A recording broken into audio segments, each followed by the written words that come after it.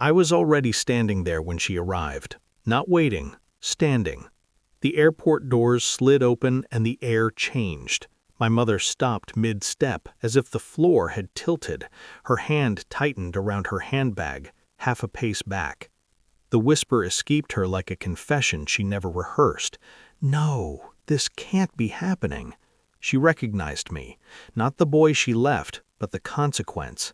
I remember this place from 13 years ago. Same smell of fuel and impatience, same echo of departures. That day, my father didn't look at me. My sister waved like it was a game. My mother pressed a single bus ticket into my palm and said, "Be good," as if goodness was currency, as if a month was temporary when abandonment never is. They disappeared past security. I stood there with a ticket that led nowhere and learned something permanent. I didn't cry. I counted exits. Back then, I believed in the architecture of family. Dinner at 7, shoes by the door, promises that held. I believed love was a structure you could lean on. They taught me otherwise, quietly, efficiently, by omission. I slept where I could. I worked where they'd take me. I learned how systems bend for those who read them carefully. Papers mattered, names mattered, silence mattered most. When they came back a month later, I wasn't there. They didn't look very hard. It's easier to mourn a missing thing than retrieve it. My sister grew. I didn't exist. They built a life where my absence fit neatly into the corners. Years passed. I watched from a distance, scholarships posted, photos shared, a house upgraded. My sister celebrated for achievements she had support to chase. I learned patterns. Money moved the same way people do, toward comfort, away from guilt. The first sign came with a letter addressed to me that wasn't meant for me. A bank notice misdelivered, an account I didn't know existed, my name spelled wrong, but close enough to feel intentional. I didn't react. I filed it. Then a lawyer's newsletter, then a public record, a trust, their trust, written years after they left me, designed to protect what they loved. I wasn't mentioned, not once. That's when heartbreak stopped being sharp and became useful. I didn't confront them. I didn't send messages. I didn't demand explanations that would be wrapped in apologies and excuses. I planned, slowly, like someone assembling furniture without the manual, by understanding weight and balance. I studied law at night, finance on weekends. I built credit, then a company, then a reputation.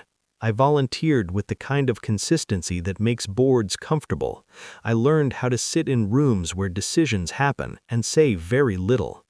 When my father's business stumbled, I was already there, an investor with clean money and better timing.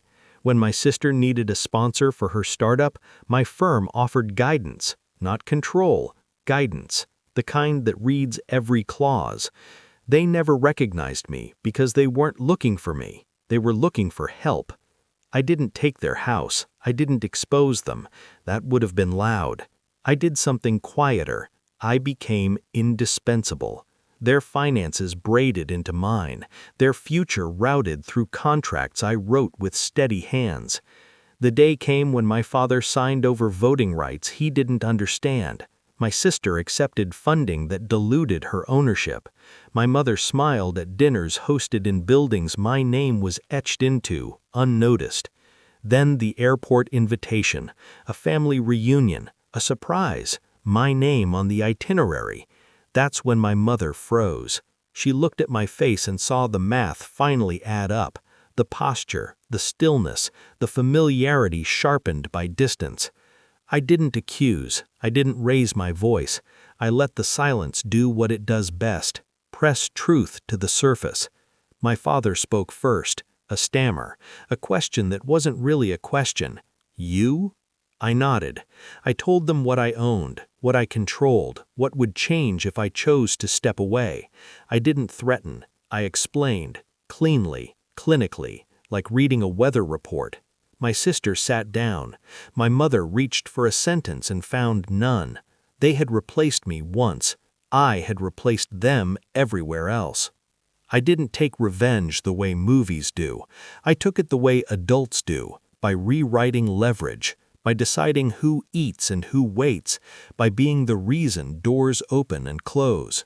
When it was over, I felt nothing dramatic, no rush, no tears, just relief, the kind that settles into your bones and stays. I left the airport alone, not abandoned this time, chosen. They finally knew who took whose place.